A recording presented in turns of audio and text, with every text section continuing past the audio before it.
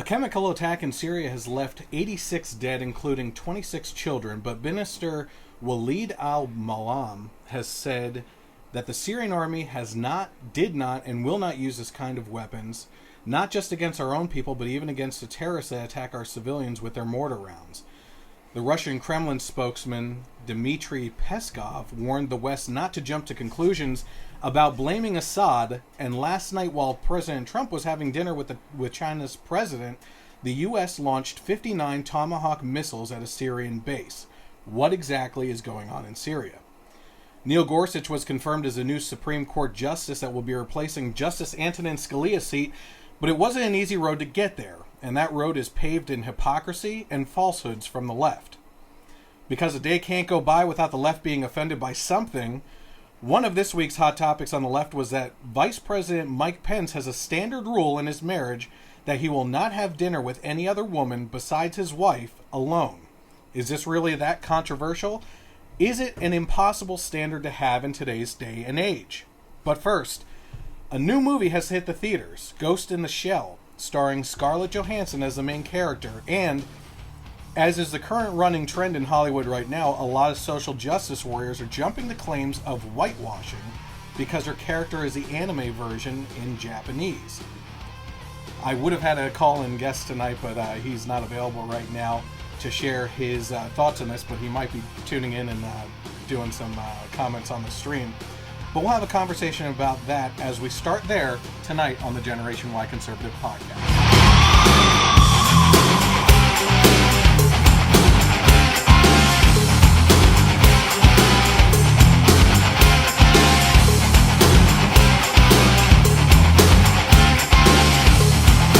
Welcome to the Generation Y Conservative Podcast. Happy you could be here with us.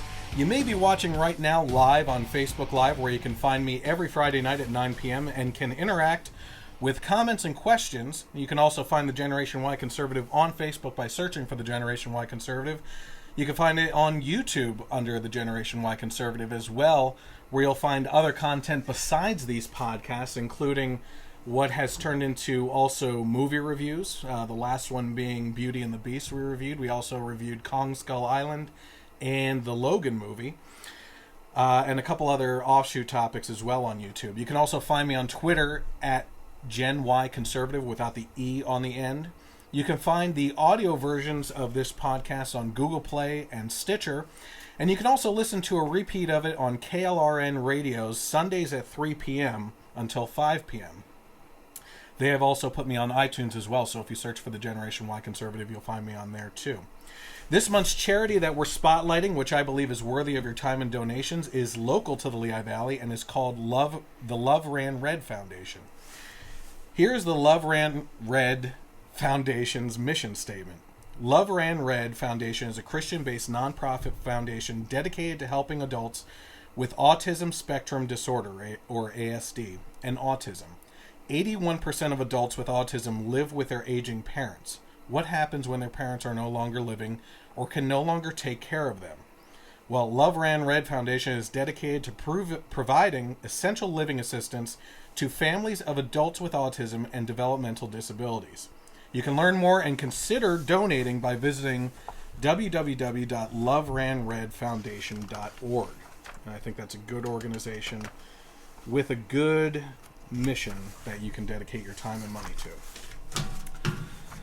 Tonight, my guest host is Gabe. I've known Gabe for a long time. We've even had a couple family vacations together, right? Mm-hmm. And he is not only a follower of the Generation Y Conservative page on Facebook, but you'll actually find him regularly getting involved with interactions on there as well, with comments and other tidbits of input as well. Actually, as a matter of fact, I was just thinking, one of the things that I brought up in one of my podcasts, I said at one point in time in one of the first podcasts, especially in regards to the Syrian refugee crisis, I said at one point in time, I have a friend that has suggested using retired cruise ships and stuff like that to put the refugees on the Mediterranean. I think that's a great idea, and that happened to that was you, right? Yes, yeah, it was. Yeah. I forgot about that. Yeah. I pay attention to that stuff, and I think that you have a lot of great input on Facebook, and I take to that. So let me see here if anybody's getting involved. We have Matt Okay, he said call again. I'm going to try, Matt.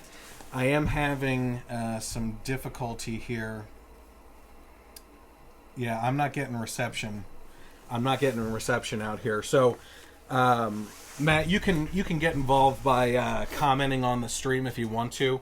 And I'd be happy to feature you on an upcoming podcast once your basketball season is over, which we talked about. But our first topic tonight actually goes into what Matt was going to be involved with there, and it is about the social justice warriors that are screaming whitewashing at Hollywood for casting Scarlett Johansson as the Major, which is the main character, in the new movie Ghost in the Shell, which is based on a Japanese anime. Now, this is according to the article that I read in regards to this, but there are many articles that you can find out there. Many accuse the film of blatant whitewashing months before the film was actually released. You know what that means, right? Yes. So basically, for anyone that doesn't know what that means, it's they take a traditionally other ethnicity character that isn't white and replace them with a white actor or actress, right? So the last samurai being Tom Cruise. Yeah. Yeah. And what could be the reason for that? I think we'll get into that, and I think you have a couple things to say about that as well. So the film earned just $19 million its opening weekend, which is a significant loss given the film's reported $110 million budget. So they're only about 99? No. 10? Whatever. It's in the 90. They're not doing well. They're not doing good at all. So my first question off the bat is, with it having such a bad opening weekend, was there any other big movies out there at the time that released alongside of it that could have had an impact on it? Your wife seeing it maybe three or four times now? So I can't speak to the box office earnings of The Ghost in the Shell, but I can speak to the box office earnings of, I don't know, The Beauty and the Beast. Yeah. Anything Disney happens to put out with their name on it might be a draw. Happen to have seen that in the past, and my wife contributed to that heavily, I would say. 3 or 4 times. Yes, including dragging me there once. Anytime I actually pay close attention to the entertainment industry, especially in regards to new movie trailers and things that are coming out. And this Beauty and the Beast, I was on top of this for over a year, knowing it was coming out. What was the other movie recently that released? I'm not really sure, but some of these... Oh, It. Okay, so it's coming out in September, right? Okay. I've known about this remake for over 2 years now. I know who the actor was that was playing Pennywise before they switched to this new actor. So I pay really close attention to Hollywood and what's going on because I'm a geek like that, you know? Mm-hmm. But in regards to this, I've seen in Hollywood when they actually take an opening weekend of a movie and move it because they know that the one that they're competing against for that weekend is going to demolish them. Sure. That more people are likely to take their money and spend it wisely according to that weekend on what they deem a better movie. Sure. That they're not going to go in for double features on the weekend, you know? So I think that had a lot to do with the earnings of this, which has nothing to do with the whitewashing portion. But so here's a statement that they put out. It said, "We had hopes for better results domestically," said Kyle Davis, the domestic distribution chief at Paramount, according to CBC News. "I think the conversation regarding casting impacted the reviews." Now, what he's referring to here is that there had been this whole controversy over whitewashing the cast has been apparently going on for some time now.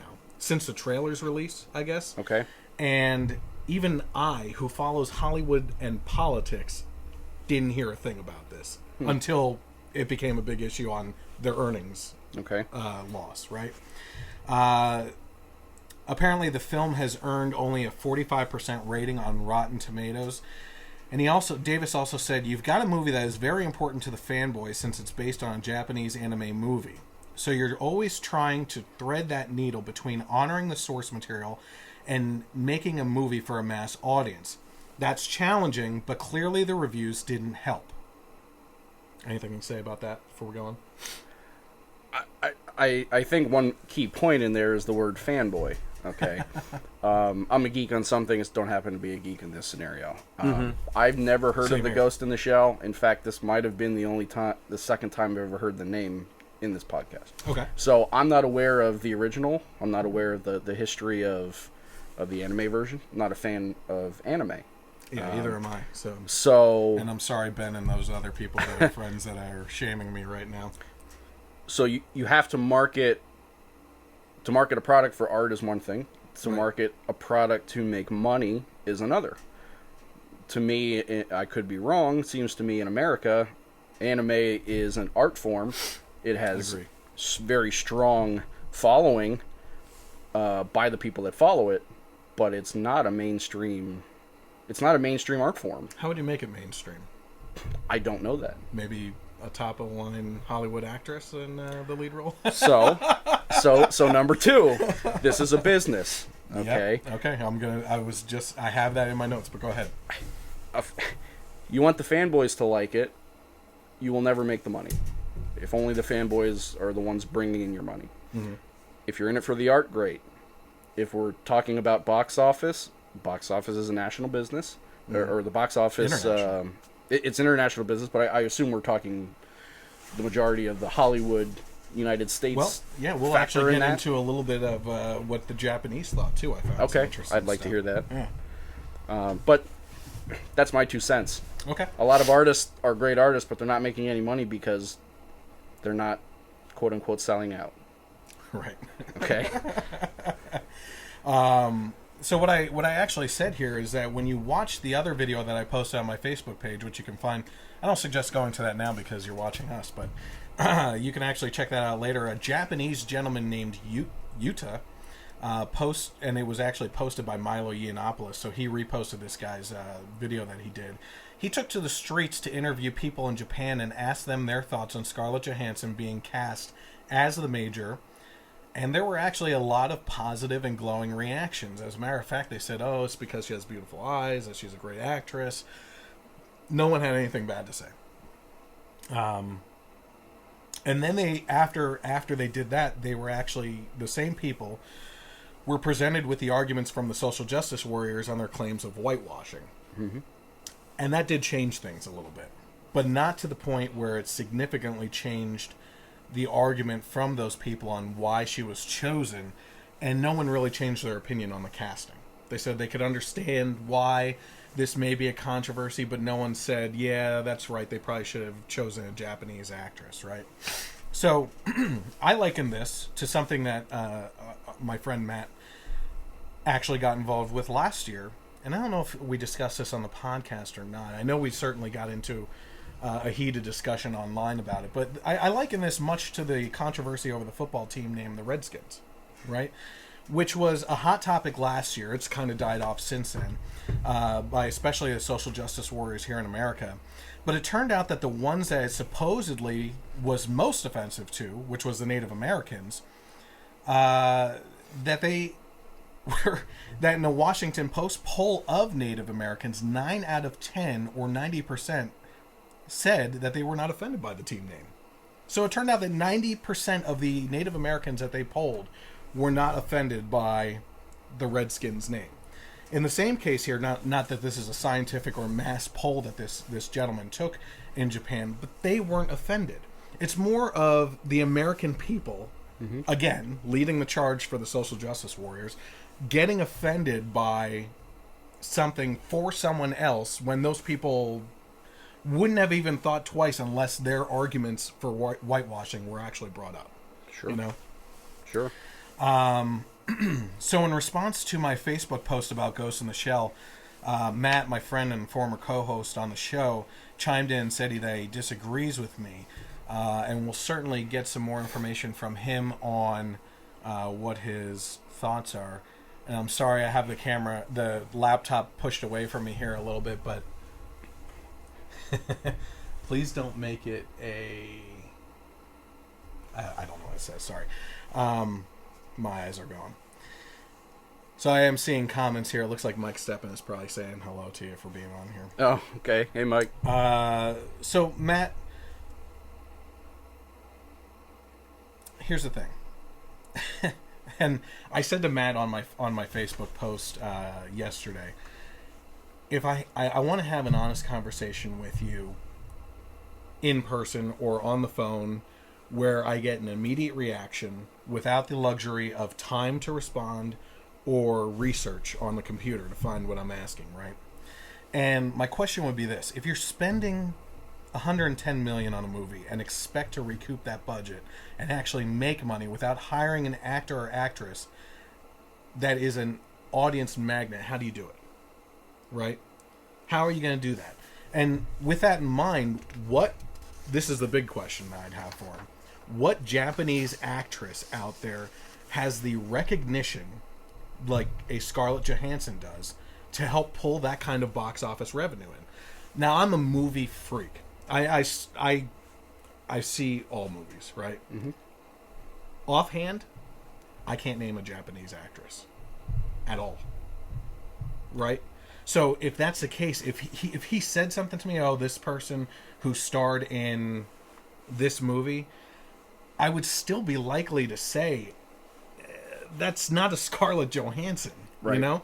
And when you're talking about big budget Hollywood movies, especially for the appeal in America, I mean, they push out some pretty crazy Japanese movies over there, sure, with their big action stars. And China does the same thing. I mean, they have like that, the guy that actually starred in Star Wars Rogue One, who played, do you watch Star Wars stuff? I'm not a fan, but okay, I know you are.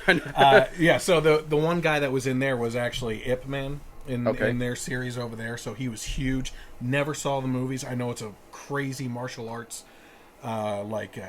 entertainment movies and everything, and people went nuts and got excited over him being this blind Jedi temple protector. He wasn't actually a Jedi, but he had like this connection with the Force. You're like, get on with it, please. Hey, have at it. But, I just can't comment. Yeah, so things like that. It's a nice little throw in, but again, to have him as the main character in an American movie probably wouldn't have that kind of draw and appeal. He was a secondary character in this movie, right? Sure. So, and I said, I believe we have talked about this before, but it is about being more of a business decision to have that movie actually make that money. You can throw out a $110 million budget for a movie, but if you can't exceed that, if you meet it, you're toast, right? Even if you just meet it and recoup your losses in putting into the film, you have to exceed that if you have any chance of making money on it. Or, as my friend who saw it, who said it was an excellent movie, I saw mixed reviews on it, he's hoping that there's a sequel, because obviously if this is an anime over there are sequel potentials and everything. Mm-hmm. He wants to see a sequel. Well, that sequel's not going to happen probably unless they start making money on this. Sure. I think it's kind of fascinating that everyone... You're going to like this. Oh, you fell asleep. No, you were drinking, so you don't remember too much. I said it's fascinating that everyone celebrates white characters being replaced with more ethnic characters, like the handful in Beauty and the Beast, but get in an uproar when the reverse is done. Shouldn't the response be equal across the board when replacing traditionally known characters with different ethnicities or sexes? Because that's another one. Sometimes they replace like a traditional female role with a male, or most likely in the reverse direction. Mm-hmm. You know what I mean? Mm-hmm. So why wouldn't those same people that are in an uproar over this get in an uproar about the ethnicities that were replaced in the French cast of Beauty and the Beast, right? Right. And I didn't make a big deal out of that in my review of Beauty and the Beast, because it's a fantasy movie. Mm-hmm. You know what I mean? It's kind of like I said, all these people are in an uproar about there being a potential homosexual scene in it, but in the meantime, for over 20 years now, we've been applauding a princess going after a beast. Right. A bestiality. No worries with that. Yeah. That's fine. So. Well, he's French. Yeah. Well, that's you gotta let the French go on some things, right? So, do you have any more thoughts on this topic at all? I think the two main things. There's two issues that we're looking at here. Number one is, why didn't they make money? So I see something like this. I don't know who the target audience is. True. Yeah. Okay. I have some guesses, but if you release a true to form anime version, the target audience is the fanboys we talked about. Yes. If you try to mainstream this, nobody who doesn't have a history with anime is going to be all over seeing this, unless they are a die-hard Scarlett Johansson fan. Yep. Okay? I don't know how many die-hard Scarlett Johansson fans are that will go see a movie just because she's in it. Maybe there's a lot. She adds her career and the experience she has to any movie she's in. True. If it's a good movie. Uh-huh. But the fanboys aren't going to want to see this, in my mind. Maybe they do, but my gut feel is they wouldn't. They see it as a bastardization. I don't know. I think that this uproar is from. I don't think that they're fanboys. Okay. I'm going to throw that out there. Well, and that's just a guess, but I think this has more to do with the social justice warrior type people looking at. I think it, like I said, a day can't go by. If a day goes by where they're not offended by something and they're digging for something and can't find anything to be offended by, their day is ruined. Sure. Right? And it's just like anything now. There's a couple things that have been going on. So the big controversy actually in the same weekend. Not only that, you know what else opened up on this weekend? Power Rangers. So again, specific audience, right? I didn't like the TV show. I thought it was really corny. But that opened up at the same time, and that had the similar controversy that Beauty and the Beast did with I'm sorry to say this, but they shoehorned in a gay character. Okay. Right. The yellow Power Ranger is a lesbian, and the articles I read that addressed this from the left, they were disappointed in both movies that they touched the envelope but didn't push it. Right. That this Power Ranger, she made mention of it, but they never showed anything. In the movie, there was a 3-second dance scene at the end with LeFou and the other male when he was dressed in a dress, and the big dance sequence in Beauty and the Beast, but that's all there was, right? Otherwise, I actually just watched with my daughters the animated version of Beauty and the Beast within the last week, and LeFou was actually just as clingy and weird as the live action one, right? And I thought, okay, one of the other issues was that Emma Watson, being the modern day feminist that she is, which I don't think she really understands modern feminism versus like real feminism in my mind, right? Okay. I think modern feminism is man-hating. Sure. You know, I think that there was a true feminist movement that actually served a purpose, and you're actually seeing, I think Milo Yiannopoulos has mentioned the vast numbers of women that are leaving that label because they don't agree with the man-hating feminism of today. But that being said, Emma Watson's character, she chose to go without the corset in the dress to pull everything together like the traditional French dresses that were made. And instead of being a bookworm, she was one of the inventors along with her father in the movie, which they said that, but it looked like she was more of a tinkerer and handing him tools. I didn't really see that. Okay. But where was I going with this? That was one of the other controversies, and I think that all this stuff just kind of fell flat. I think that they are trying to shoehorn in these agendas in Hollywood, and people are taking notice, right? And I don't think it's appreciated. As a matter of fact, Marvel Comics, the president.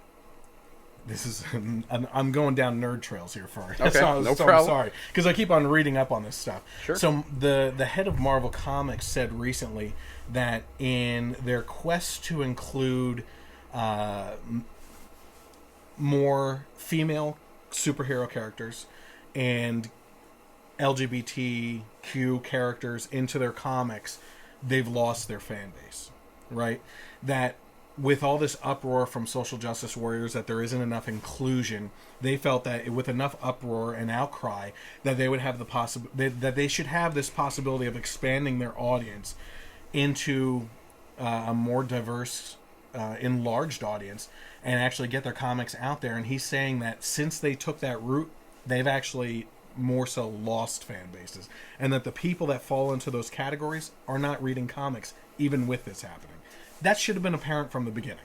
right? When you try to shoehorn in an agenda, people take notice to it. You know, so he literally said in an interview that this did not work and it was detrimental to our sales. Well, there you have it. You know, Sure. This is happening everywhere. Now that's the difference between trying to shoehorn in a social agenda, Beauty and the Beast, Power Rangers, Marvel Comics, versus the audience or potential audience claiming, in this case with Ghost in a Shell, that there's a different agenda and that they're, you know, breaking an unspoken rule of casting according to lore, I guess you could say, would be the best way of doing it. So I kind of went off in all different directions. My mind is like, works like that. So, I mean, I think, you know, like we talked about from the business standpoint, there's any number of reasons why it wasn't successful. I don't think the whitewashing or the social justice warrior aspect had anything to do with it. I don't think it had a financial aspect. The social justice warrior component to this story or this outrage, people just love to be recreationally offended. Yes. No matter what you do, you're going to offend someone. And if you're an artist, that should be a goal of yours. Art should be an expression of yourself. Okay? And if art is an expression of yourself, there's going to be people who don't agree with you. I can't speak for if it's a good movie or not, but to say that they're being racist or not including people or trying to whitewash, they're trying to make money. Yeah. If they wanted to stay true and not whitewash or put a white character in and just continue the art, it'd still be in Japan, it would still be pure anime, and they would continue that, and that's it. Yeah, so what you're saying is, and I'm just going to be repeating basically what you just said, is if this was so popular in the format that it was, just continue with that format in Japan. Right. But this is an Americanized version of it. Sure. It's straight out of Hollywood. Sure. You know? So there's precedent there in Americanizing it to possibly have an American actress that will appeal to the audience. You know? I agree with that. It is what it is. I mean, it's made in Hollywood. We're going to use the products that are the best sellers in Hollywood, and actors and actresses are products. Absolutely. Okay, so we'll move on from that because I just ventured into multiple nerd pools there. This week there was also an uproar from the left over the fact that Vice President Mike Pence does not have dinner alone with any woman other than his wife, and also refuses to engage in gatherings where there's alcohol involved unless his wife is at his side, and people happen to be shocked over that. Headlines across sources were truly astounding to me in regards to this. Fortune's headline read, "How Mike Pence's dumb dinner rule puts women at a disadvantage." The LA Times wrote, "Mike Pence won't dine alone with a woman who's not his wife. Is that sexist?" And the Atlantic's read, "How Pence's doodly dinners hurt women." Wow. Yeah. So it's they're searching for something. That's why I put. The Fortune writer wrote, I was actually calling my wife into the room as I was doing research for this, because she was just as spitting angry at this stuff as me, right? So the Fortune writer wrote, "It's bad enough to place women into buckets labeled with the obvious cliches, Madonna or whore, mother or mistress, bitchy or dim. Now we have to worry about being excluded from dinner tables just because we're female? Sigh." So she also said this, "Let's set a few things straight, because I'm under the assumption that just about everyone on Earth can agree on the following. Number one, women are people too. Two, women are capable of dining with men without threatening marriages, his or hers. Three, women should be both seen and heard, often simultaneously. To be fair, Pence's comment was made in order to show his devotion to his wife and his belief in his marriage, and these are values that I imagine most everyone, regardless of religion or politics, can get behind. I fully support anyone's efforts to stay loyal to his wife, until, of course, he suggests that my mere presence would somehow make that less likely. Then you lose me." So I said in regards to this, isn't it a matter of perception, though, especially for celebrities, Sorry. Especially for celebrities and politicians that are constantly under the microscope, looking for something to criticize, even if both parties are faithful to their partners. Mm-hmm. Right? Sure. I mean, there's a difference between you and I doing this, going out to dinner with someone of the opposite sex that's not our wives. I personally wouldn't do it. But there's a difference between me doing it and a politician in the status that Mike Pence is in, vice president, or even a celebrity, even not even an A-list celebrity. People are always looking to pin something on someone. And that's actually a reflection on our society, which is they're looking for the negative aspects. We've completely lost touch with the reality of people trying to assume the best in other people and looking for positive things, and instead are looking for something to be either offended about or mad about, or in some cases even blackmail people over. Mm-hmm. The LA Times wrote, "Was this a sign of this is one that gets me? Was this a sign of marital devotion and respect, or a signal that the Pences don't trust Mike Pence to be alone with a woman, or perhaps don't trust a woman to be alone with Mike Pence?" Lovely. Yeah, it's looking for the negative, is it not? Of course. So I said, can we ever approach topics without assuming the worst in people? As a fortune writer said, most everyone can get behind the value of marriage, but it appears in these like they are looking for an angle to destroy the man and his character over something that is obviously for the benefit of their marriage. So the Atlantic mentioned a research scholar at UCLA Center for the Study of Women, which should be an indicator right there, who wrote, "When men avoid professional relationships with women, even if for noble reasons, it actually hurts women in the end. The research is irrefutable. Those with larger networks earn more money and get promoted faster. Because men typically dominate senior management, there's evidence that the most valuable network members may be men. Without access to beneficial friendships and mentor relationships with executive men, women won't be able to close the gender gap that exists in most professions." Oh, looks like your brother commented. Much better, he said. Okay, good. Okay, so they're saying here that in order to have a professional network available to women, Okay. they have to be able to have these one-on-one interactions with men, and I think she even mentioned mentorships, basically. Like if there's a male in a senior position, that he can mentor her and that she'll go faster than anything else. My question to that then is, here's my compromise. Because I mention it later on what gets in the way of this kind of stuff, is, let's say I'm the boss and I have a female worker that works beside me, an assistant or something that's highly involved, right? Like vice president to the president in the company, okay? I would assume in a mentorship position that if I invite her into the office and there's people outside the office, I leave the door open, right? I think that's a pretty good compromise. I wouldn't mind a one-on-one interaction as long as there can't be assumptions behind closed door, right? What are your thoughts on that? Because it looks like you almost disagree. It's up to you. I do. So there's a few components to this. As much as number one, you used the key word, and that's perception. Yes. Okay.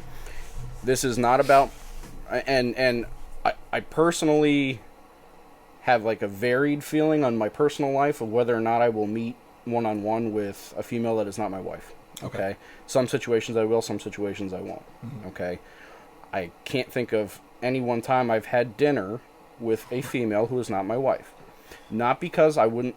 It might happen tomorrow for something involved with my business. I never have. Okay. Go ahead. So I've been in a situation with business lunches where I have a female client. Okay. So in my experience, the people that follow Mike Pence's thoughts on this or practice on this, it's a religious-based thing, and it goes with perception of I don't want people thinking or assuming, as you were saying, something other than is untoward or what is going on purely in the interaction is happening. Okay, great. I do think, though, okay, so we take the open and closed door scenario. Okay.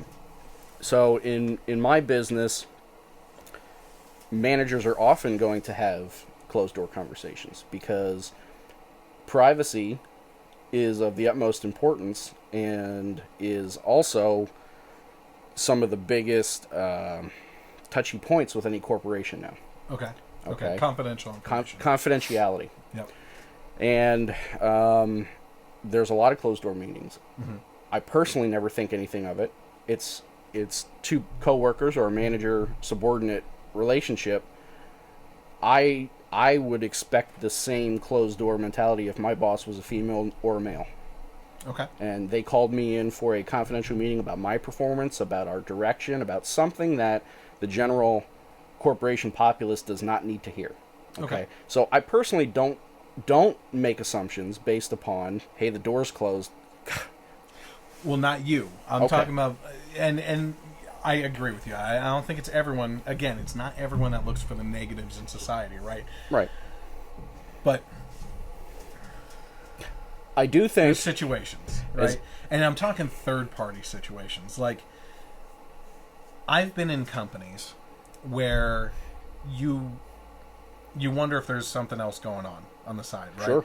And that door closes, and the gossipy person in the office is like, oh, there they go again, what's going on behind me? And you're like, now it puts the perception in my mind because I don't typically think along that route. And I started to think along that route because someone's like, oh, something may be going on. Did you see the way that they look at each other? It's always these, and that's office gossip people that Sure. take charge and that kind of stuff. But I agree with you. I understand confidential things. Like, look, if you're hiring someone or firing someone or reprimanding someone, the door being open is almost publicly shaming that person. In the case of firing or reprimand or anything like that. So I can understand that. But again, in that situation, it opens a door to possibilities where you close the door, you do that, and I'm almost playing devil's advocate because, again, I think that the door should be closed for that. But let's say you fire someone of the opposite sex and they leave and say, while he brought me in and we started talking about something else and he started coming on to me and I wasn't having it, so he fired me. Well, how do you prove it? Well, right? It's like generally in my experience, it's not a one-on-one for that. Okay. Management, HR, and the employee. Okay. And that's to have it out on the table. They take notes. They do the whole thing. Yeah, I've been in one situation where that wasn't the case. Okay. Yeah. And I'm sure it is. Yeah. But I think I guess I struggle to see the point in who cares what Mike Pence does. I care what Mike Pence does when he puts his suit on and goes into work that morning. Who he has dinner with. I don't care what Bill Clinton was doing either. Okay, and that's consistency. Until he lied. Okay. Then I have a problem. That's consistency, because I've said that about Trump, right, during the primaries, which is the left that was up in arms over him saying things on a tour bus in private, got all up in arms about that, but then in the 90s were like, so he got a blowjob under the Oval Office desk. Who really cares? That's between him and his wife. That doesn't have anything to do with me. Well, all I'm asking for in that situation is consistency at Sure. that point. You're very consistent, and that's fine. If you think that this is not a big deal, then, and you didn't think that was a big deal, then that's consistency, and that's all I'm looking for. And I disagree with you, but I also respect that. If he's meeting behind a closed door with Assad's wife, well, that might be a female that I'm going to say, what's going on? Here's my thing on high not because positions. she's female. Right. Yeah. Well, don't assume anything anymore either. So my problem with any politicians that have control over votes at high levels, right? Getting involved in extramarital things is, especially in private, if it's an affair, it could be blackmail to do something. I mean, there's a possibility, That's true. and that's me thinking conspiratorial and everything. But there's a look at Russia. They're always trying to do different things. Russia has some beautiful women. Okay, they send one of those over to oh, now we did this. By the way, you're gonna work with Putin on something, because if you don't, I'm coming out with what happened here. Mm-hmm. And that's the kind of stuff that happens. And that maybe I watch too much House of Cards. Who knows? I'm gonna say this: the capability that exists, regardless of, I think, regardless of how he conducts himself behind closed doors, I think the capability for blackmail exists. I think the capability for a frame job exists that could be so well orchestrated to a point that it could happen whether or not he did anything anyway. The other point I would want to make, as much as it pains me to agree with the social justice warrior angle on this, Okay. I don't disagree that if a female can't have a one-on-one business conversation with a male of a higher position with a client, so let's say the woman is I'm not going to say legal counsel, because I would hope that's pretty cut and dry, but her client is male and she needs to earn that business. I have lots of clients that are female. I have lots of clients that are male. I don't treat them differently.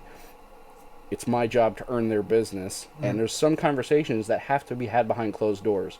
If the individual is a president of a company, you can't have a financial meeting necessarily in front of their employees.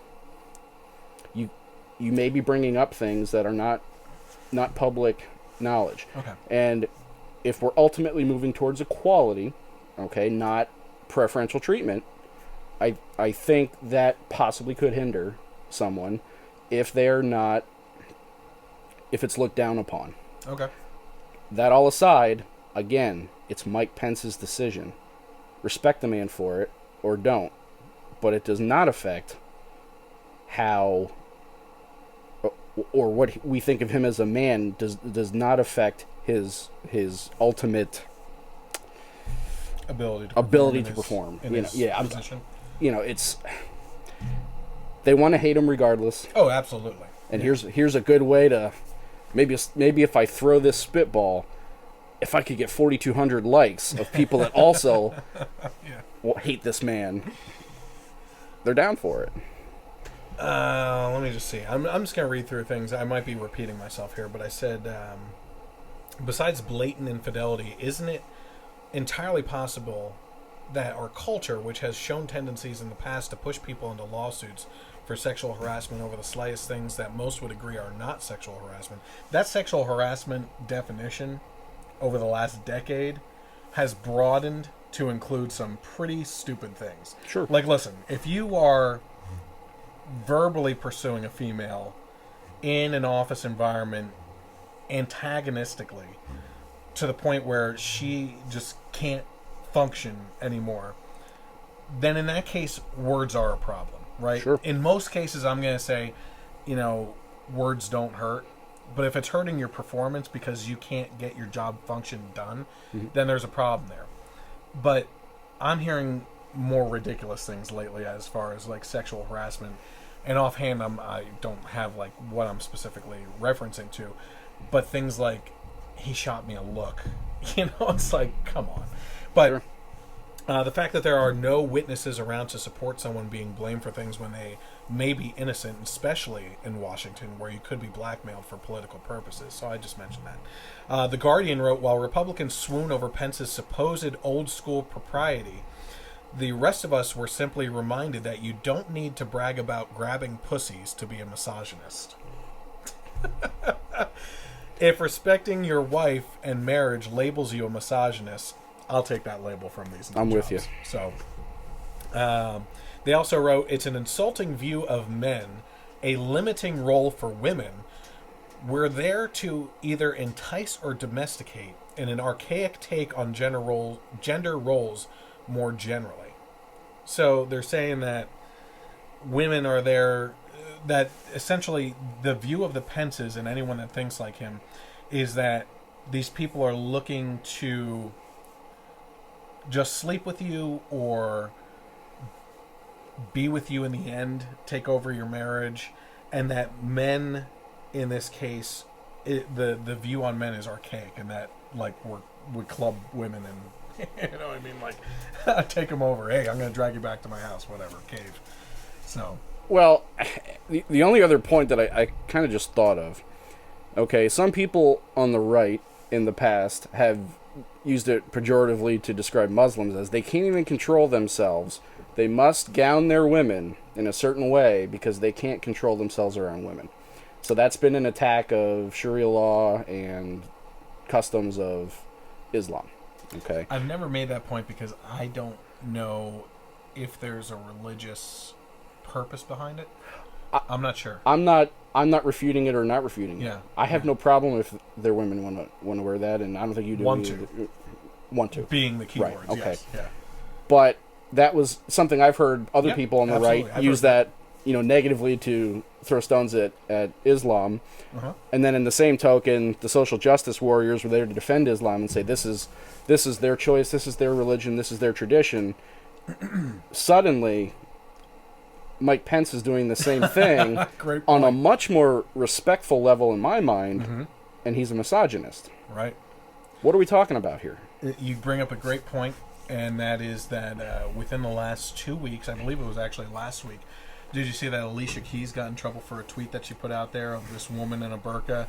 And it was like, it was a woman in a burqa, and she was in a modeling pose, and her leg was kind of showing out of the burqa. And she went on this whole diatribe of, being accepting and loving people for what they want to wear and all this other stuff. And she actually had to delete the tweet because Muslims were responding saying, we don't want to wear this stuff. We're forced to wear this stuff. And the whole thing about accepting, this is pushed and dominated on us, that kind of leads into what you were saying there. And yeah, I think you're absolutely right. You're comparing traditions, and the social justice warriors will defend one case because it's a different religion than Christianity. Christianity, I'm sorry, but is very much under attack. Sure. All the time. And it's not under attack like it is over in the Middle East where we're lined up on shores and beheaded. I can understand that kind of persecution, how people would try to compare that instantly on the left and say, oh, please, Christianity is not under attack. Story after story. If it's a lawsuit involving Christians against someone else, especially if it's those people against the Christians, those people are going to win in today's culture. And, it's the crazy thing is all these stories, especially in regards to Christians, and again, this comes back to the baker's case and everything like that with making a cake for a wedding for an LGBTQ couple or anything. It always comes down to the fact that the type of people that engage in these lawsuits are saying, hey, let us live the way that we want to live, right? And we should be able to marry, we should be able to do this and that. And I'm back and forth. I'm very libertarian on that, because in some cases, my religion says one thing, but God's the ultimate judge in my mind. So if that's what happens and they push that through, I actually don't have that much of a problem with it. I would rather the states have a decision in it. Sure. But if that's the case, shouldn't there be a level of respect where, okay, I agree, live and let live, but live and let live with me too. Like if I'm a business owner, private business owner especially, and I don't want to participate in what my religion views as sin, then just leave me alone. Go find another person to do business with. How many cake makers are out there? How many photographers, videographers, wedding planners, and everything else in regards to that specific industry? In most of these cases, they were customers for years prior to that for everything else. In a lot of cases, I think if you were to ask someone like a photographer, right, that didn't want to participate in that kind of wedding, if you said, listen, take that scenario out of the equation, would you do photography for their birthday party if they had one? The photographer would be like, absolutely. Because that has nothing to do with what we're viewing as wrong, right? It's actually participating in what their religion views as a sin. And again, what you kind of brought up is the comparison of the Muslim faith versus the Christian faith. the left is so quick to defend the Muslim faith, which is much harsher than Christian faith on things, because Christians are like, I don't agree with that, leave me alone. Muslims are like, I don't agree with that, off with your freaking head. You know what I mean? Sure. I mean, there's a big difference there. Or I'm going to stone you to death, or in the case of homosexuals, throw you off a building. I mean, that's what's happening over in the Middle East, and the fact that we're getting into these arguments here about, you know, businesses participating in weddings when there are actually cases of homosexuals being thrown off of buildings just makes my ears and eyes bleed. Sure. I think the only other point I would make is, you mentioned Christianity is under attack. I think one of the biggest reasons is you look at who it's under attack from. Okay, physically under attack by radicals in Middle Eastern countries. Yes. Okay. Yep. The verbal and the societal pressure that's being put on Christians here now, Christians are an easy target. Okay, and I see a lot of the people that are against Christianity and are have no problem putting down Christian ideals or trying to call out Christians for being wrong or not progressive because of their beliefs. I find that they came from Christian backgrounds a lot of times. Maybe their parents were, maybe their grandparents were, maybe something along those lines. And I think it's really a subtle form of racism or not racism, but prejudice, okay? Yeah, okay. I'm going to call it racism, but that I was wondering where the angle not going necessary. with it. But go ahead. No, I agree. Okay, racism, prejudice, to say Christianity's bad, but Islam isn't. Or white people are bad, but another race isn't, because you almost feel guilty or bad about being Christian, coming from a Christian background, being white, coming from a white background. It's almost a subtle form of prejudice, or, you know, I find this more with race. Okay. By almost feeling like, well, we have to treat them nice because you you're know, gonna be blamed for something. they have, you know, look what we've done to this group. Look, we Christians have been in power, and, you know, it's, how demeaning is it to say that we must treat them differently because they're not Christian. We have to treat them with kid gloves. That is demeaning. But they have no problem treating a Christian poorly because they feel they're in a place of power. And also because they don't fight back. Right. We don't fight back. You know, it's like true Christians. Now, you know, you take cases like the Westboro Baptist Church where they're nut jobs. You're talking about outliers there, right? Sure. But in most cases, when you're talking about Christians, you're talking about people who, if they understand their faith completely, they disagree with things, and they fight as much as they can, I think, legally and verbally, but we don't physically fight for what we believe in. I don't think. Not recently. It's been a while. It's been a while. But, you know, it's like, and that makes it easy targets, because, you know, okay, we're going to go against them. What the hell are they going to do? Mm-hmm. Whereas, hey, you know, you draw a cartoon of Muhammad and you're done. Like, that is literally what happened in France. Was it Nice? Yes. Where... Charlie Hebdo. Charlie Hebdo, yep, where he made a cartoon about Muhammad and they killed him. Yes. They killed him. So that's the brutal reality, non-humorous part of this situation. I consider myself a connoisseur of political memes, and I brought this up to you before. Yeah. One of my favorites of all time is after that poor family lost everything over I think it was the florist or the cake, the wedding. Yeah. Yep. They lost the high-profile case. Can't remember the names of the people involved. There was a meme that came out that had a guy on a phone saying, "Hey, Islamic baker of Baltimore, I need that Muhammad cake by this Friday." Yes, you have to. You know, and it was kind of a, well, yeah. Yeah. Why do they have to? While you were talking, I actually thought of another perspective on this that I've actually brought up in the past, and I don't know if I've talked about it in the podcast, but I've certainly written about it in the past on Facebook and everything. And that is, I have talked about it on the podcast. It was actually one of the first ones. It's the difference between liberals and conservatives, politicians wise. Okay, not citizen-wise. I try not to attack citizens because, look, you have a view that's yours and everything, but when your view is legislated down to me, like, I should be able to say what I want to say about you. You know what I mean? Sure. So here's a big difference between what I think in regards to liberals and conservatives. And I don't mean to demean anyone that may be watching or anything, but I think that the biggest difference, and this is apparent in this case and in Bill Clinton's case, is that with Republicans, it's harder to be a Republican than it is to be a liberal. And the reason for that is because Republicans base their policies and morals and principles on a foundation of oftentimes faith and a moral code. Mm-hmm. Okay? So when that moral code is broken, it's a far fall because you've set your standards high, and that fall is going to hurt your butt a lot more from a higher up distance, right? So in the case of was it Mark Sanford out in New Jersey that was playing footsies under the stall with another guy? I don't remember.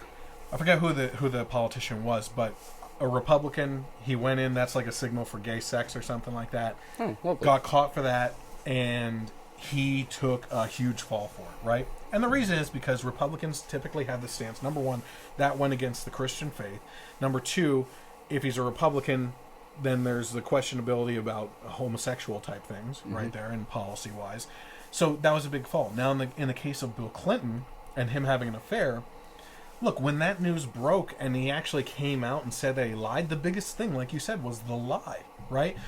Most people were like, who cares if he was getting a blowjob in the Oval Office or what he did, right? And the reason for that is because Bill Clinton and those on the left don't have a moral code that they uphold or stick to in the public eye.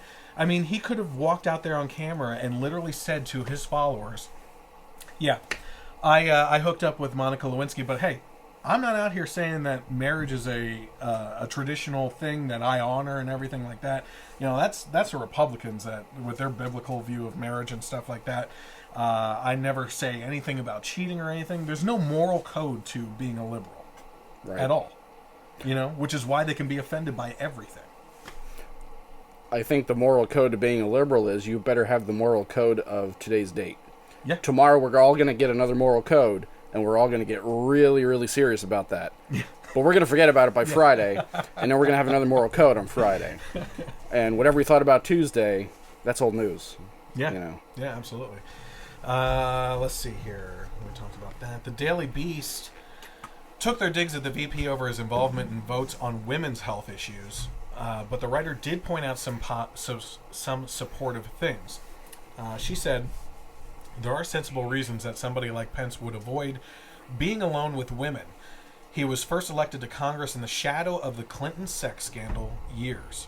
During that time, a self-preserving Politico would be wise to avoid any appearances of sexual impropriety.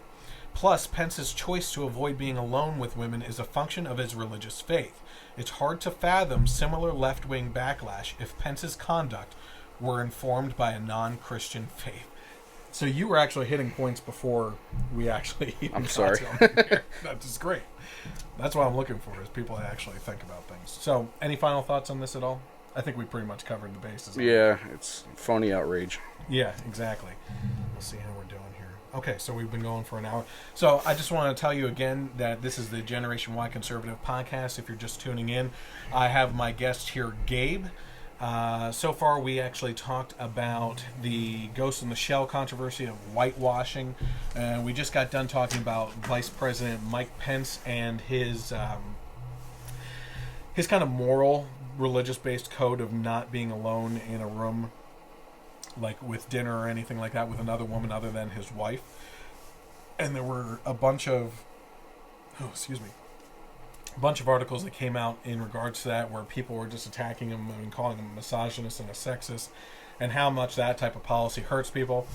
Some disagreement on the side over here from my guest co-host, saying that he agrees in some ways with that, and I can understand where he was coming from on that, and some of those situations were very well laid out by him on why that would be the case, why you would want to have that kind of confidential meeting in some cases, especially in regards to proprietary information from companies, so that only certain people are usually privy to that information. You don't want to invite someone else in that could hurt the company by releasing that. So that's understandable.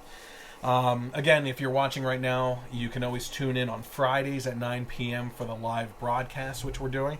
You can also find me on Facebook and YouTube by searching for the Generation Y Conservative. You can interact with me on Twitter by going to @GenYConservative without the E on the end. And you can find the audio versions of this podcast on Google Play, Stitcher, and iTunes. And that's actually put out by KLRN Radio, which you can listen to on the internet radio station on Sundays at 3 p.m. when this broadcast actually is repeated at 3 p.m. to 5 p.m.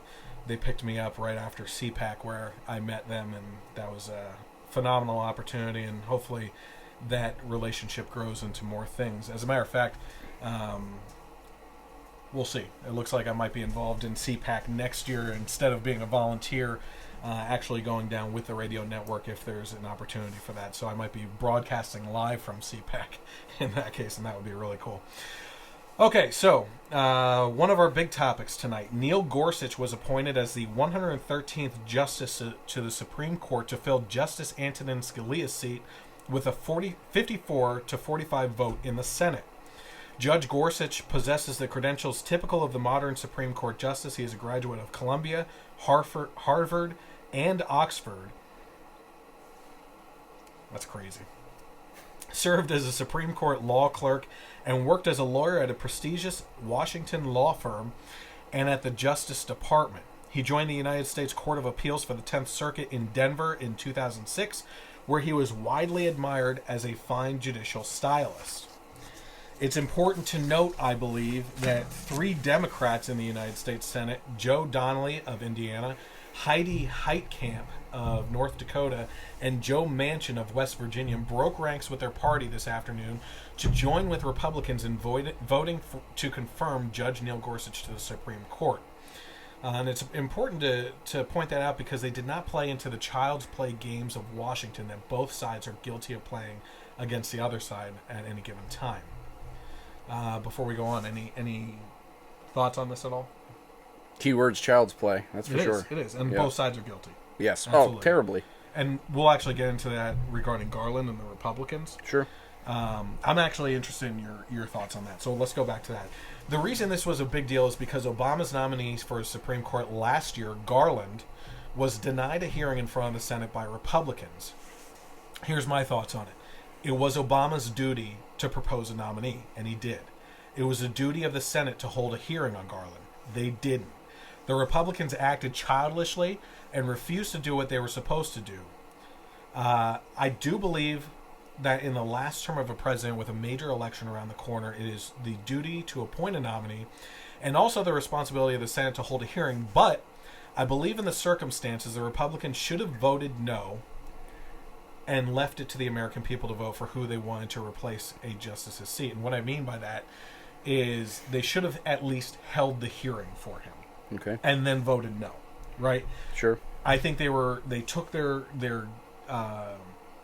toys and went home in this case.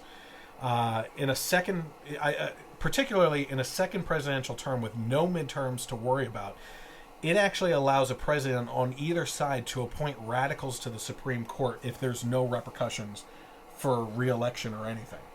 You know? So I think in the case of what happened last year, he did his duty. He proposed Garland for the Supreme Court. The Republicans should have held the hearing and voted no, saying, listen, we don't agree with these stances that he takes, and so we're voting no. And we also believe that the American public should have more of a say of who appoints the next justice to the court.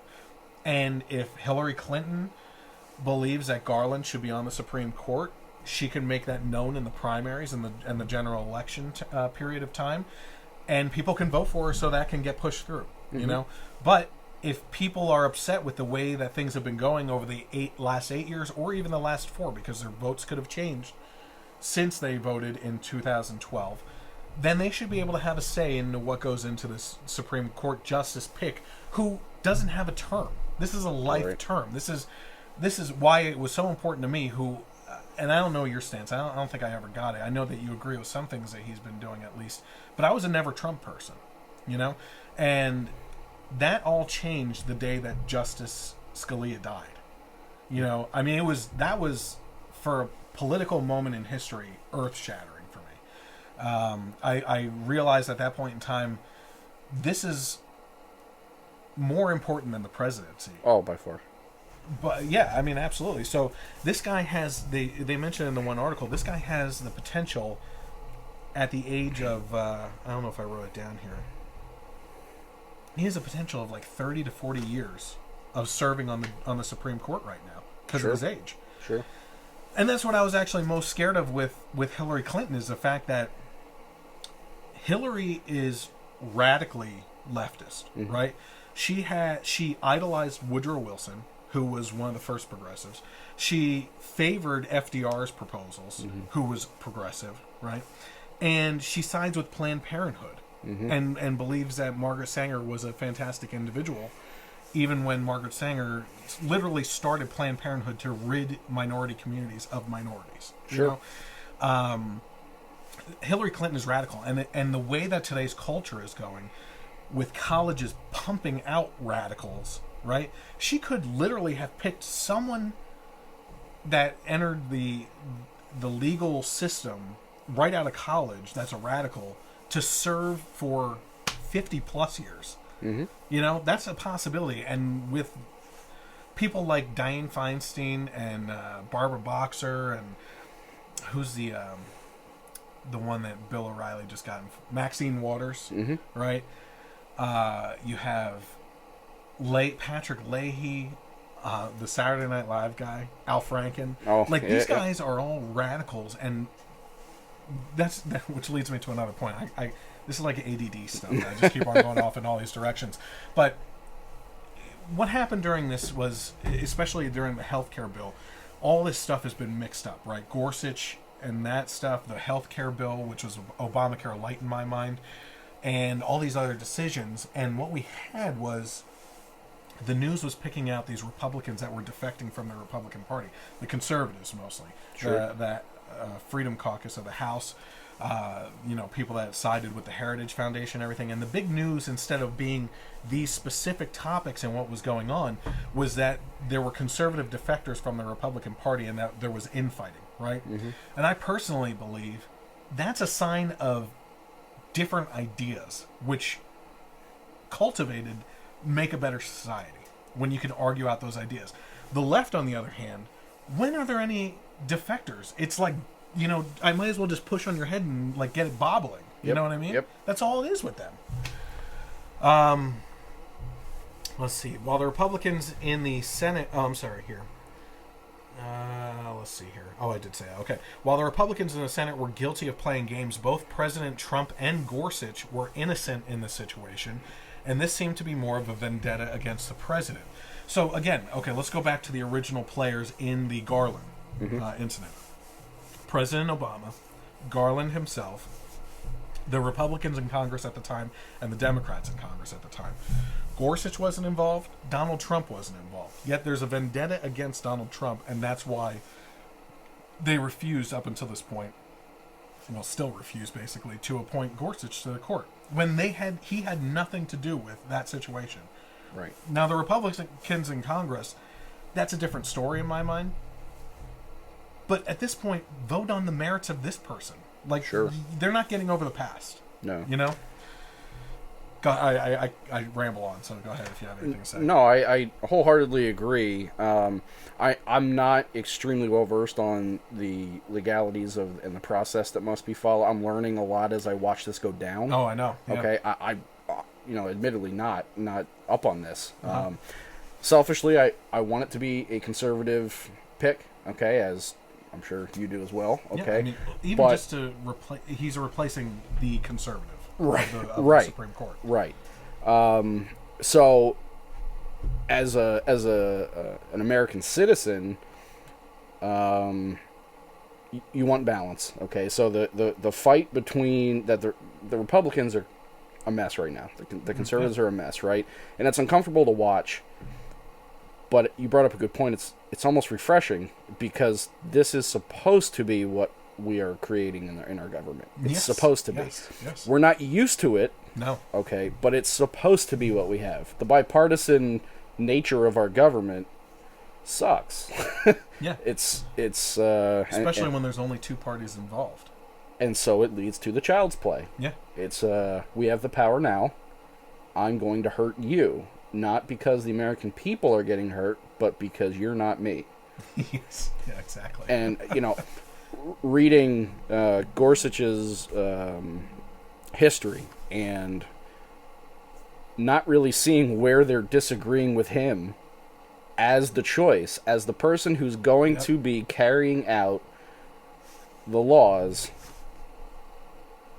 Great. Yeah. How about you find another way to make fun of Trump? Go back on Saturday Night Live. Yeah. How about you make his life a living hell there? And that is the last point that I bring up in this, but we'll get to that in a second. One thing I did say is Senator Chuck Schumer proposed waiting until April 24th and also mentioned not holding confirmation until the president wasn't under investigation. Again, isn't this on the merits of Gorsuch himself, right? So what's interesting, though, is that Senator Schumer is only recently a critic of Gorsuch, as he and multiple other recent critics like Patrick Leahy, Dianne Feinstein, Dick Durbin, Barack Obama, Hillary Clinton, John Kerry, and Joe Biden all voted for Gorsuch's approval back in 2006 when he was nominated to serve on the U.S. Court of Appeals by President George W. Bush in 2006. And he was actually confirmed unanimously with a 95-0 vote in the Senate. Wow. So all those people that are involved in this hearing with him over the last couple of weeks that are the biggest defectors from this appointment of him are ones that voted for him in the past with no problem, a unanimous vote of 95-0 in 2006. So the same group of people that supported Gorsuch's ideals, his not platform, but what he's about, they supported it, are now not supporting it as a stronghold method. There's only one group suffering, and that's you and I, yes, and all of the Democrats as well. Yeah, and I think citizens need to be made aware of that. I mean, that's just horrendous. Yeah. And this goes to your other point that I said I was going to get to. I said I find it funny that the majority of the criticism over Gorsuch's appointment had more to do with the controversy surrounding Trump's appointment and the denial of Obama's than the actual merits of Gorsuch, who is obviously praised and appreciated on both sides until his recent hearings, in which case the left went to great lengths to dig up hardly critical observations that held little water out of the more than 3,000 rulings he presided over as the U.S. Court of Appeals out in Denver. 3,000.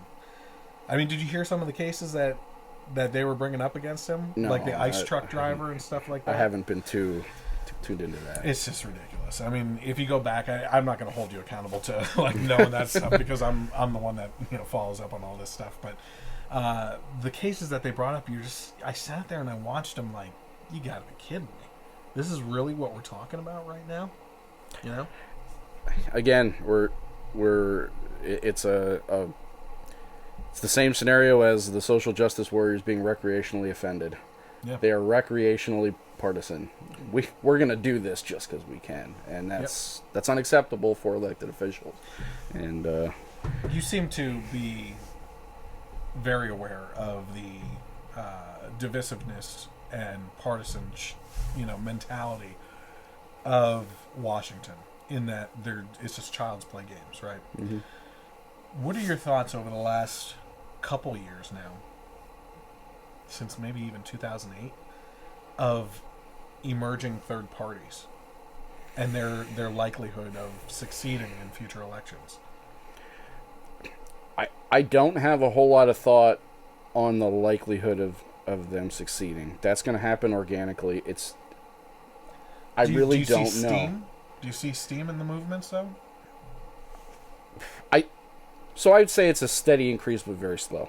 Yes, yeah. I would say this year there was some, no candidate that would make any sense, which was Austin Peterson I'm a huge fan of Austin Peterson. I think he should have won for the Libertarian vote over Gary Johnson, who just looks like a nutcase all the time. Oh. And the fact that, well, first of all, let me just preface this by saying, when Aleppo made the news, I had no idea what Aleppo was, right? Oh. But if you're running for president, you better have advisors on all this stuff, right? But I think that was a defining moment for him. As soon as he didn't know what Aleppo was, everyone just jumped on him for it, right? Again, going back to the memes, you can't bomb Syria if you don't know where it is. Which is the one I posted today. Okay, so let's get into the main topic for tonight, which I think is the most important. There was a chemical weapon attack in Syria, and the blame is being thrown around as to who is responsible, or in the case of Russia, whether it was a chemical attack at all, believe it or not. So here's what's known, and we'll take this case by case in regards to the details. On Tuesday, there was a chemical bombing in the rebel-held northern Syria in rebel-held northern Syria. This happens to be an area that is terrorist-held, I guess, from what they're saying. And let's see. Okay, I get to this in here. Assad and the Russians appear to be blaming the terrorists who they were bombing for having the munitions in the first place, and that the bombings is what set them off. It seems to be is what they're saying to me. So the terrorists' munitions set off the regime's chemical weapons. You're labeling Assad as the terrorist in that case? No. That's what I'm saying. So Assad, he calls everyone terrorists. True, that's true. If they oppose him, they're terrorists. Yeah, I think ISIS controlled parts of the northern region. These people had chemical weapons, and Assad came in, bombed them, and I think the Russians were involved in the bombings too. And those bombings set off chemical munitions that ISIS had on the ground. Oh, okay. And that's what happened. That's what they're saying. Gotcha. Okay. Right? I misunderstood. Now, Western leaders, including President Trump, are blaming the Syrian government of President Bashir al-Assad and called on its patrons like Russia and Iran to prevent a reoccurrence of what many described as a war crime. You don't hear too much about Iran anymore. Is that just me? Because when you don't, it's all Putin right now, and because when Ahmadinejad was in the picture, like, that guy was crazy. He was scary. I really thought we were going to war during his time. They haven't changed. They haven't. Yeah, because it's the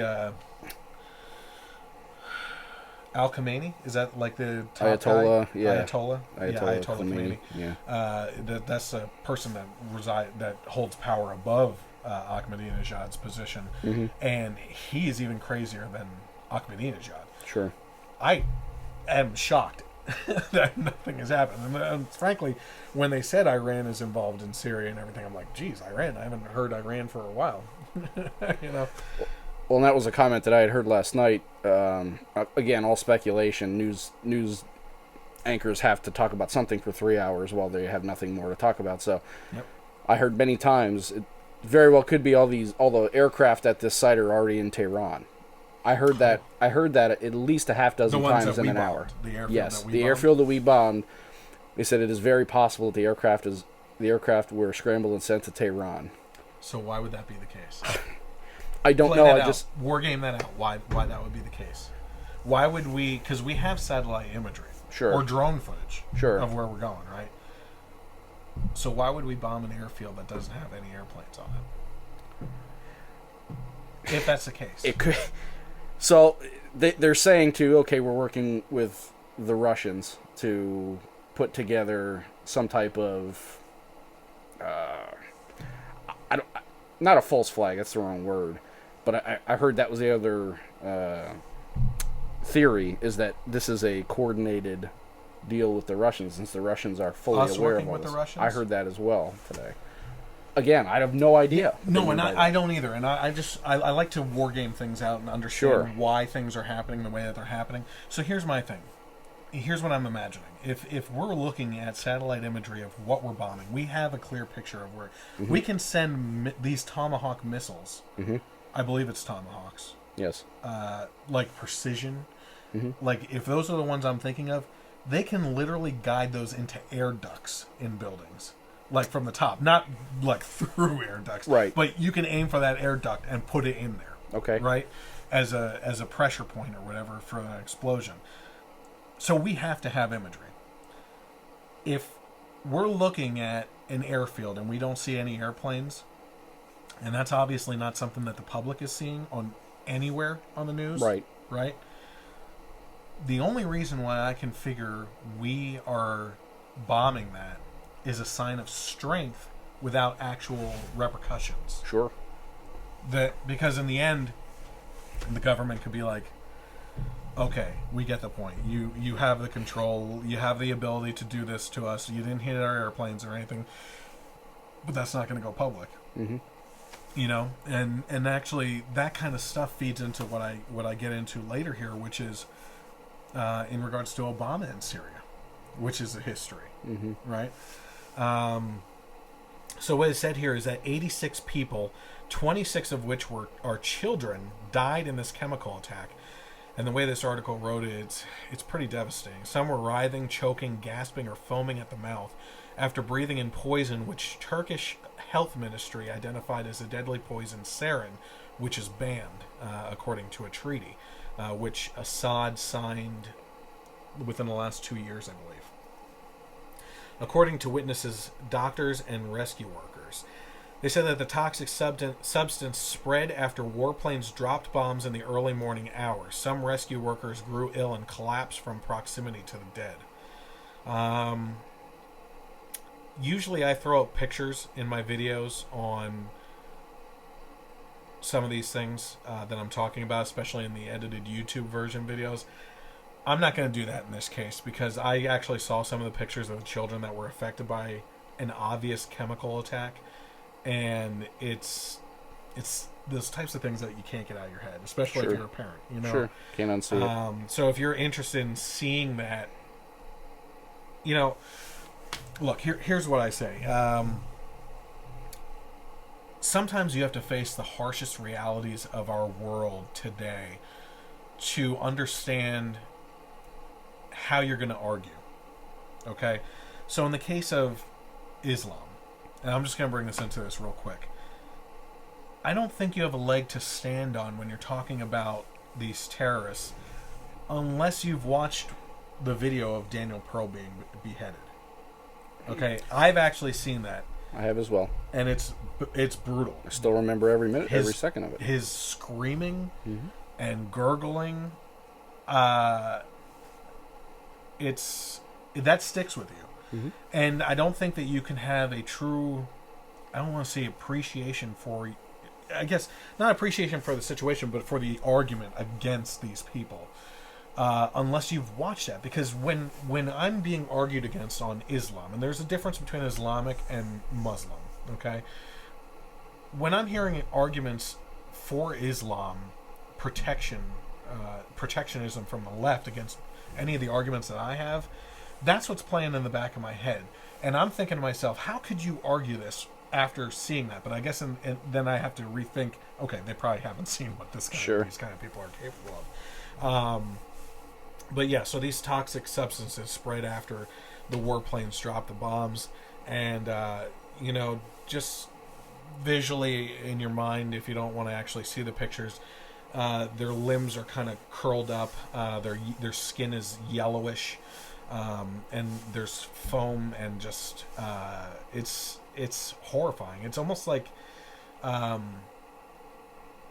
Ring, after the horror movie after they were finally killed by Samara, I think is her name or whatever. But it's that bad. It's really bad. Did you say that you did see the pictures or no? I did not. I saw the Daniel Pearl thing. I did not see I did not see the children with the chemical warfare. Okay. If these munitions were in the possession of Assad, it would actually bring to light the lies that were told by President Obama and the Secretary of State at the time, John Kerry, that 100% of the chemical weapons of Syria had been turned over within the last couple of years. That is something that both of them came out and said. We now have possession of 100% of the chemical weapons that Assad had after the signing of the treaty. So, if this is proven to have, which I don't really understand how you would even be able to prove that at this point once they're detonated. People are able to do that. Mm-hmm. So, I mean, there might be satellite footage that you could backtrack and see. I don't know. But if that's the case, then we were also lied to as American people by the previous president and the Secretary of State, John Kerry. So, maybe I'm oversimplifying it, but even if we weren't lied to by them, how can we possibly trust Assad? How can we possibly trust another government? yeah. And I'm not saying he is lying, but it's not exactly your closet. It's Syria. Yeah. Okay. Yeah, we made the deal with Iran too, and they're not going to do these things because we made that deal, right? Yeah. That never. I'm oversimplifying drastically, but that never made any sense to me. The paying of the billions or trillions it was billions, I think. Of Well, dollars. yes, no, I'm just saying in general. Yes, they signed this treaty. Great. What does that mean? I don't understand. Yeah. What And it always seemed like Obama drew red lines, and then once they were crossed, it was like, well, I'm just going to draw it out here now instead. Sure. He was a pushover president. Sure. And the most he fought was against Republicans. Mm-hmm. So he actually fought more against American people that disagreed with him than actual governments. He stood against the American people. Sure. And stood for things like the Arab Spring in Egypt. He stood for the protests in Egypt, and didn't stand with the protesters in Iran. And those are two situations that should have both gone the other way. Right. And so he was wrong on so many fronts. It was unbelievable. I mean that it's one of those things. He was a slick talker like no other, and so many people put blinders on with it. Mm-hmm. When it's delivered the way he delivered it, it's easy to put the blinders on because status quo feels pretty comfortable. Right now, status quo. There is no status quo. Okay. You cannot predict this guy at all. No, you can't put blinders on, which is really uncomfortable, but Yeah. also really almost necessary that we have this shake up so the American people are actually watching. Yeah, let's talk about Tommy suing Beck. Ben said, let's talk about Tommy suing Beck. I actually haven't heard that yet, so maybe we'll have that in the next podcast in the coming week. We'll see, because that's a topic I've been following along with and had things to say on that. We could talk about that quickly on Sure. one front after this. Okay, so the reaction to this chemical attack was swift by the administration. While having dinner with China's president, President Trump also addressed the nation and said he launched a missile attack on a Syrian airfield in response. That strike involved 59 Tomahawk missiles. Trump, unlike Obama, clearly laid out a red line not to cross and took action when it was. Obama just kept redrawing the lines, which is what I said before. Russia responded to Trump's action by sending a Russian warship toward the U.S. destroyers that launched the missiles. I had a funny thing I have to tell you. Can't say who I know in a public podcast or anything, but they serve on a submarine, a nuclear submarine, right? And one of the running jokes, I think I saw a meme. You and I must be in the memes a little too much, but Admittedly, yes. I said, I saw the pictures of U.S. destroyers. I don't know if they were the ones that launched the missiles, but I said if it was a submarine that launched it, it would just be a picture of water. These are the ones that launched the missiles. Just the surface of the water, and you can't see anything. So I'd go for that one. Yeah. I'd go for that meme. But so here's, let me see if okay, I didn't go into that.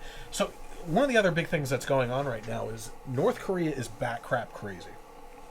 Okay, so we're actually dealing with so many different situations. Trump is being put to the test on foreign soil. Okay, it's a hard one. I disagree that we should have taken a first strike in response to Syria.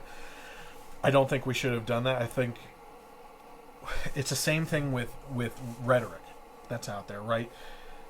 I don't like to get, or I take caution with getting involved with things like Tomi that Ben's talking about.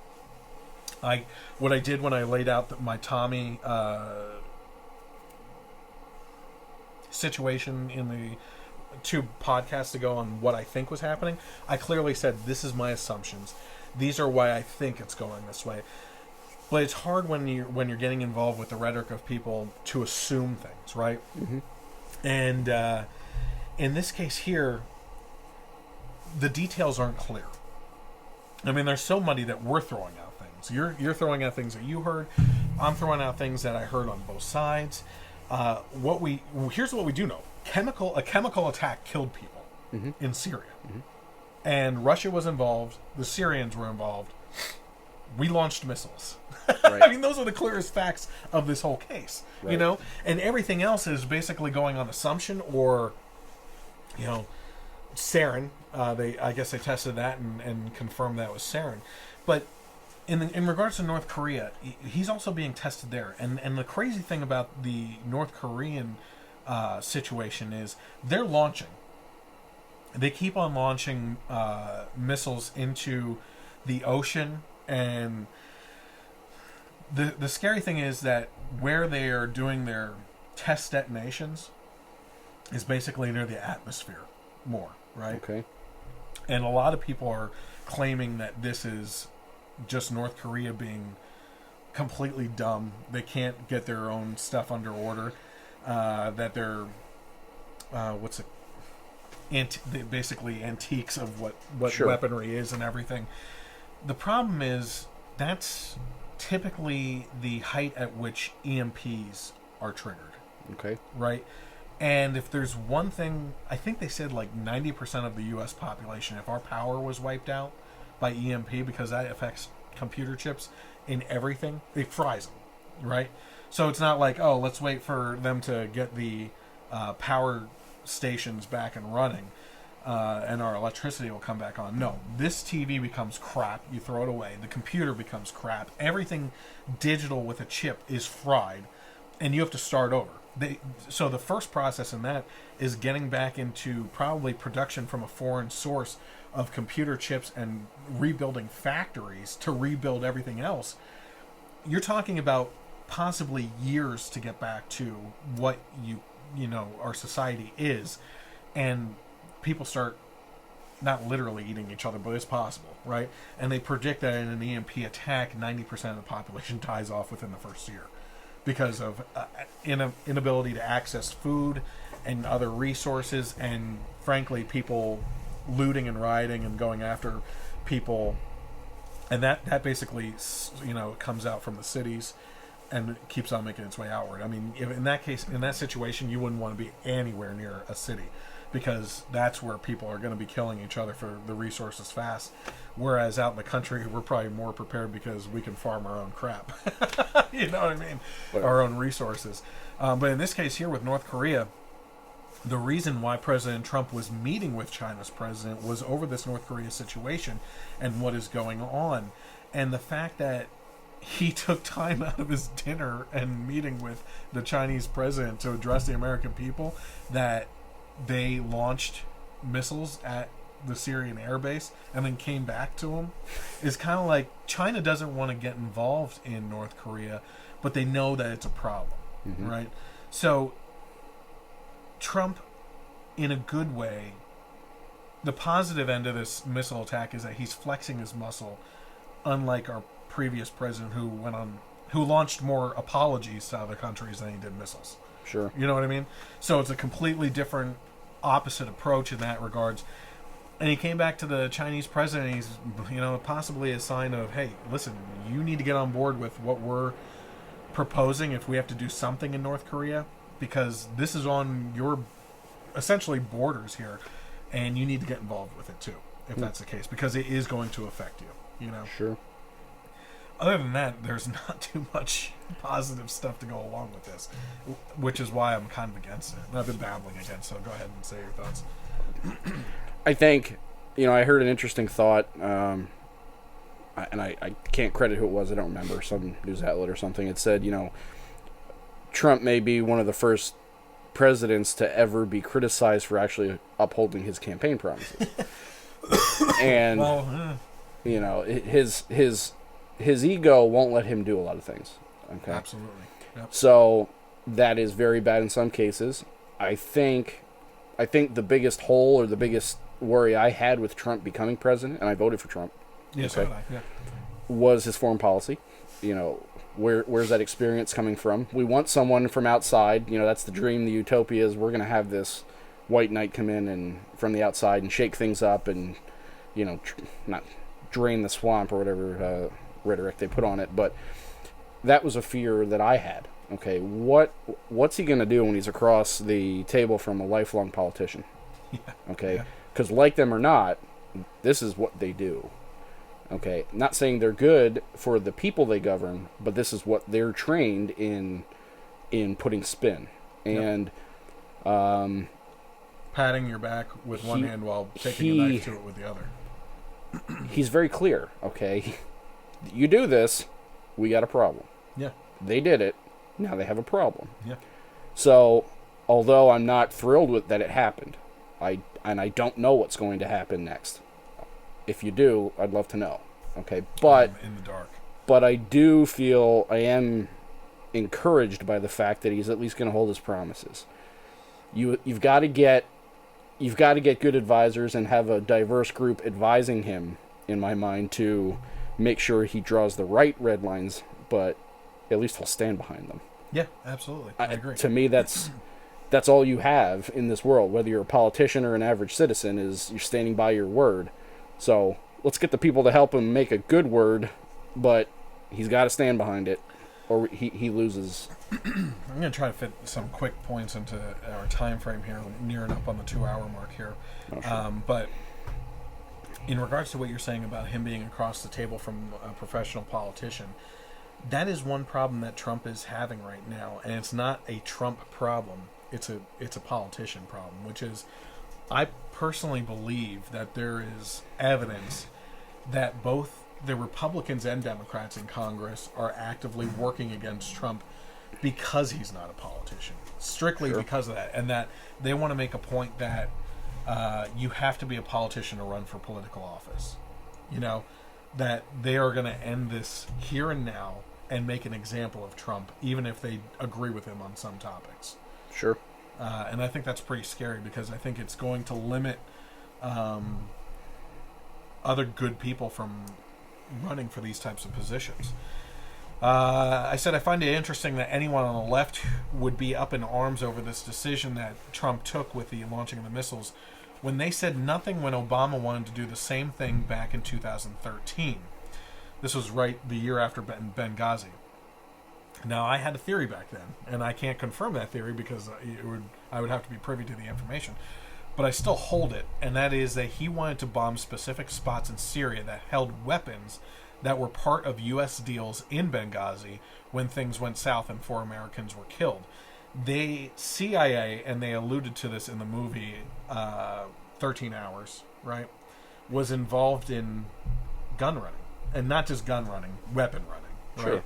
And one of the theories was that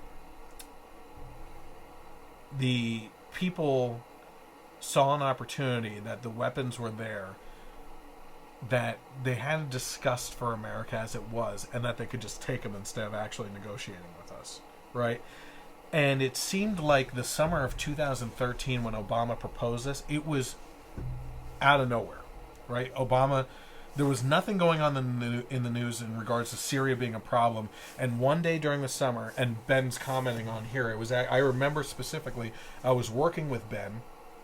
We were sitting in the office and watching CNBC, and he came on, and it was almost like he was sweating, like this was urgent, that we had to bomb specific weapons depots in Syria.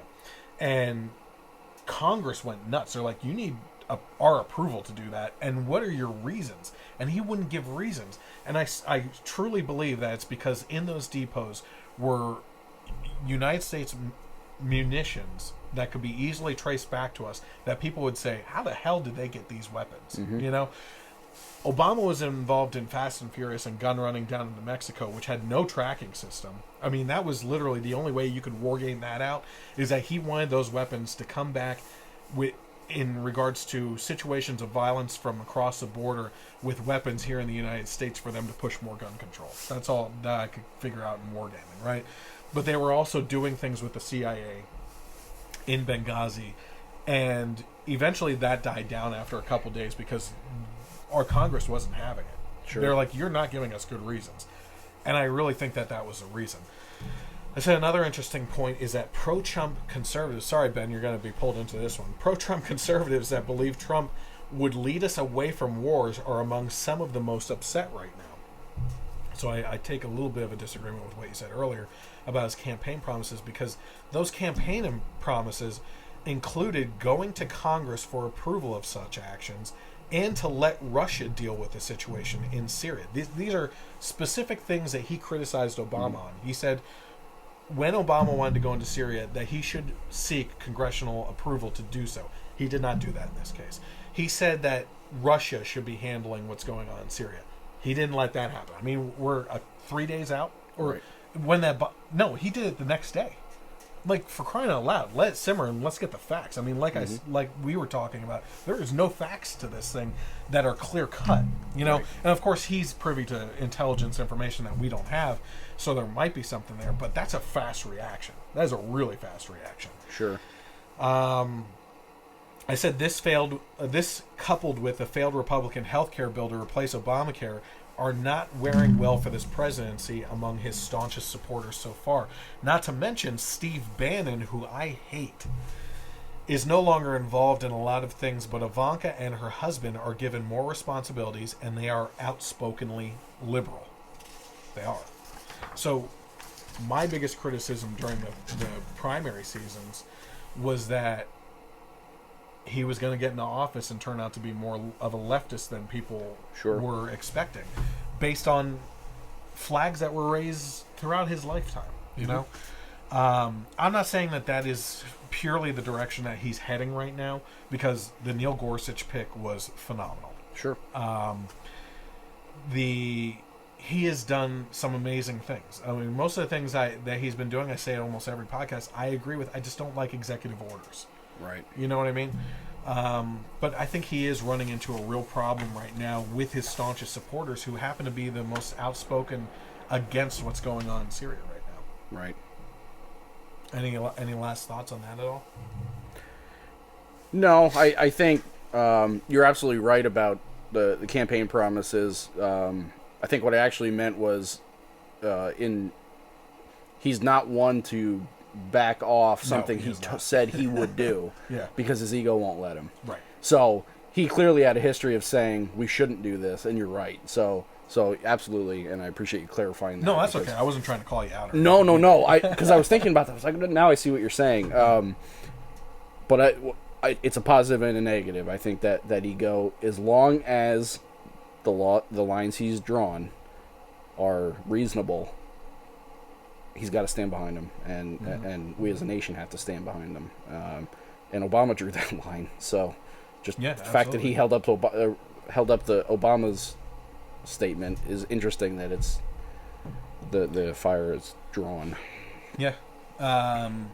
Ben wanted me to talk about Tommy. I do have something quick to say about Tommy, and that is, he said that there's a lawsuit against Beck, and that might be the case. The only thing that I saw that was going on recently in regards to a legal battle between the two of them is that Tommy was upset that her Facebook page wasn't allowed to migrate with her as a personality because the Blaze assumed ownership of that. It was their page that they started, and she wants those followers to come along with her, because starting a new page, you're going to lose followers. Sure. You know, you're going to have to migrate that audience somehow. I understand her plight, but that's the company's page. If they started it, it's theirs. Yeah. Like, she has to get over it. Sure. there's no other thing to say about it, really. Sure. What do you think about Tomi? Before we even get into the Blaze situation, what do you think about her as a conservative voice? I like the message. Mm-hmm. I'll be honest. From a purely entertainment side, I'm not a fan. Okay. Not a fan of the delivery. Either am I. I think it's pretty terrible. Yes. I can't say I've ever watched a whole segment she's done, not because I wasn't interested in the topic. She's very attractive. I mean, any red-blooded American male that's straight would want to watch it. Well, don't assume genders either, though. I'm assuming. So tough. All right. Any American who happens to like the way she looks, yeah, there you go. Is fine. But as far as the delivery, I can't take it. She's always angry. It's just why. Yeah, and I think Trevor Noah hit that on the head when he was like, "Why are you always angry?" And it's like the old adage, which is you attract more flies with honey than with right vinegar or whatever. Yeah. It's like I said this, I think, in that podcast that last time I mentioned Tomi, which is her best moments are when she's smiling and having fun, you know, and it's because it's a more relatable thing, you know. Again, the way our society is going with tapping into the negative emotions of people is rotting us from within. Sure. And she's part of that problem. Sure. She has an opportunity to unite more people behind a message with a positive approach. And instead she's uniting people with a negative approach. And it's not going to end well, I don't think.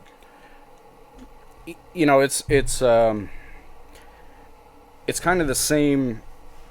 If you want to put the worst two people in a room for me to want to turn something off, put her and Trevor Noah in a room. I couldn't click off of that fast enough.